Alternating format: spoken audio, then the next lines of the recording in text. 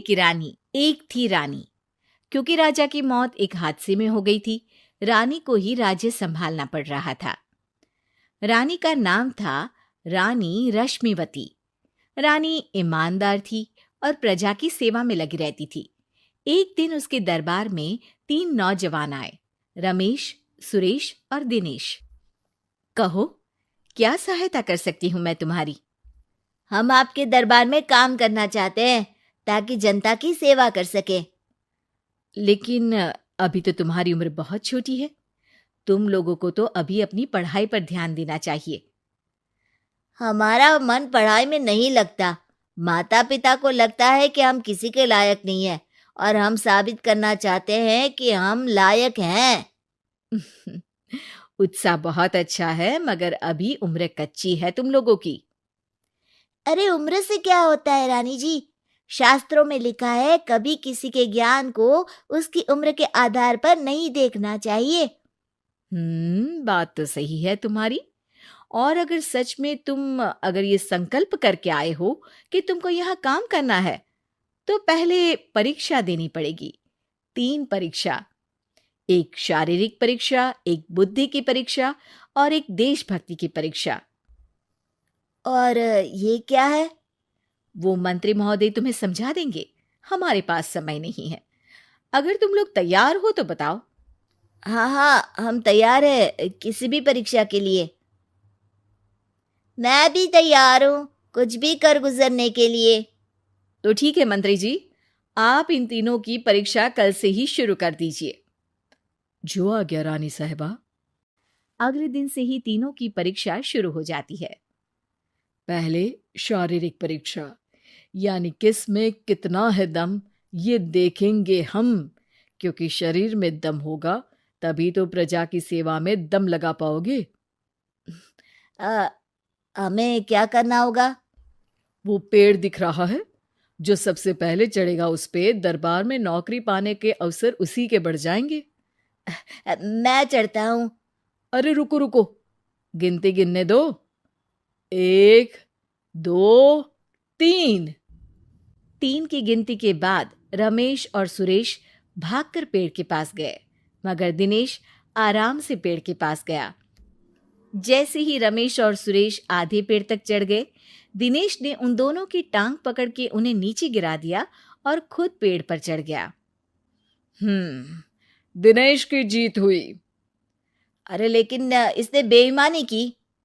बेईमानी नहीं की, बुद्धि लगाई। शरीर के दम के साथ दिमाग में भी दम होना चाहिए। क्यों मंत्री जी? हाँ हाँ, बात तो तुम्हारी सही है, लेकिन बात अगर बुद्धि की है तो बुद्धि की असली परीक्षा हम कल लेंगे। शाम को जाकर मंत्री रानी को सब बता देते हैं। यानी दिनेश उन सब में ज्यादा होशियार है। जी रानी साहिबा। अगले दिन तीनों की बौद्धिक परीक्षा का समय होता है। आज हमें क्या करना है मंत्री जी? थोड़ा सब्र करो, कल जल्दबाजी में ही हारे थे तुम। सही कह रहे हैं मंत्री जी। अरे तू क्यों ज्यादा बोल रहा है? तू भी तो हारा था ना कल। ए दिनेश, ज्यादा होशियार मत बन। अरे अरे अरे, लड़ो मत। आज की परीक्षा पर ध्यान दो। आज की बौद्धिक परीक्षा में ये कुछ बोरे हैं, कुछ में नमक है और कुछ में रुई। जिसको जो ले जाना है उठा लो। देखते हैं कि कौन जल्दी से कोई भी एक बोरा नदी के उस पार लेकर जाता है। समय शुरू होता है अब। तीनों बोरों की तरफ बढ़ते हैं। सुरेश, नमक की बोरी भारी है, ले जाने में मुश्किल होगी। हाँ हाँ, सही कह रहा है, रुई हल्की है, हम दोनों रुई लेकर चलते हैं। अरे भाई, मैं तो नमक लेकर जाऊंगा। रमेश और सुरेश ये सोचकर हंसते हैं कि आज तो दिनेश हार ही जाएगा। दौड़ शुरू होती है। 1, 2, 3। तीनों नदी की तरफ भागते हैं। रुई में वजन कम होने के कारण रमेश और सुरेश आगे निकल जाते हैं और दिनेश थोड़ा पीछे। पर जैसे ही वो सब नदी में जाते हैं, दिनेश की बोरी का नमक गलने लगता है और वजन कम हो जाता है, जबकि रमेश और सुरेश की रुई में पानी भर जाता है और बोरी का वजन बढ़ जाता है। अरे ये इतनी भारी क्यों हो गई रमेश? अरे मुझे क्या पता, शायद जादुई बोरी है। अरे लगता है कि हम बेवकूफ बन गए। बने नहीं हो, तुम हो ही बेवकूफ। इतना तो पता होना चाहिए कि पानी में नमक गल जाएगा। दिनेश का पूरा नमक गल जाता है और बोरी खाली हो जाती है। वो जल्दी से रेस पूरी कर लेता है। इस परीक्षा के विजेता भी दिनेश ही है। उसने दिमाग लगाकर दिखा दिया कि वो बौद्धिक परीक्षा में भी रमेश और सुरेश से आगे है। अब कल तुम्हारी देशभक्ति की परीक्षा होगी, जो स्वयं रानी मां लेंगी।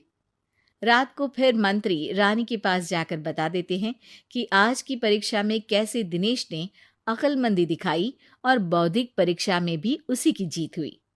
अरे वाह, दिनेश तो हमारे बहुत काम आ सकता है। हम उत्साहित हैं कल की परीक्षा के लिए। वो तो ठीक है रानी साहिबा, लेकिन हमने सुना है कि पड़ोसी राज्य का राजा आकाशदीप हमारे राज्य की सीमा में घुसपैठ कर रहा है। ये तो चिंता की बात है। हमें जल्द ही कुछ करना चाहिए। अगले दिन रमेश, सुरेश और दिनेश अपनी आखिरी देशभक्ति की परीक्षा के लिए दरबार में आते हैं। प्रणाम रानी साहिबा। नमस्कार रानी जी। प्रणाम रानी माँ। हमने तुम्हारी परीक्षा पर गौर किया। दिनेश आगे हैं। हम तुम तीनों में से किसी दो को ही दरबार में काम दे सकते हैं। किसी एक को आज जाना होगा। तो देशभक्ति की परीक्षा के लिए तैयार हो? पूरी तरह से। मैं तीनों से एक ही सवाल करूंगी। जिसका जवाब सबसे सही लगेगा उसे तो नौकरी मिल ही जाएगी। फिर दूसरे सबसे सही जवाब देने वाले को भी काम मिलेगा। आप लोगों का समय शुरू होता है अब। ज्यादा सोचने का समय नहीं होगा। जो मन में पहली बात आए उसका जवाब दे। तो सवाल यह है कि तुम इस मिट्टी के लिए क्या कर सकते हो? मैं इस मिट्टी को साफ रखूंगा। यहाँ के लोगों के भोजन की कमी को मैं पूरी करूंगा। मैं यहाँ के लोगों को गले लगा लगा के उनको खुशी दूंगा रानी माँ, और गरीबों के लिए घर बनवाऊंगा। मैं इस मिट्टी के लिए किसी की जान भी ले सकता हूँ रानी माँ। मंत्री, दिनेश को एक तलवार दो। जी रानी जी। दिनेश, पड़ोसी राज आकाशदीप की जान तुम्हारे हाथ में है। जाओ, अपना काम पूरा करो। आज रात को तुम उस पर हमला करोगे जब वो सो रहा होगा। दिनेश वहां से चला जाता है। रानी मां, ये आपने क्या किया? अभी किया नहीं है मंत्री जी। आप आकाशदीप को संदेशा भिजवाओ कि पड़ोसी देश का एक कातिल रात को उन पे हमला करेगा और दिनेश को पकड़वा दो। अरे, ये आप क्या कह रही हैं? और क्यों कर रही हैं आप ऐसा? राजा को लगेगा कि हमने उसकी मदद की, उसकी जान बचाकर। वो हमारे राज्य का पीछा छोड़ देगा और हमारा एहसानमंद हो जाएगा। और दिनेश का क्या होगा? इस राज्य को दिनेश जैसे शातिर और लड़ाकू लोगों से ज्यादा जरूरत है ऐसे लोगों की, जो लोगों को खाना खिलाने की और खुश करने की बात करे। और ये गुण सुरेश और रमेश में है। इन्हें नौकरी दे दो। दिनेश बहुत चतुराई से नौकरी हड़पना चाहता था, जिसके लिए उसने रमेश और सुरेश जैसे दोस्तों का भी नुकसान किया। पर रानी ज्यादा चतुर निकली। उसने एक तीर से दो निशाने लगाए। दिनेश जैसे खूंखार युवक को राज्य से बाहर करवा दिया और पड़ोसी राजा आकाशदीप को अपना एहसानमंद कर लिया। पूरा दरबार रानी की जय जयकार कर रहा था।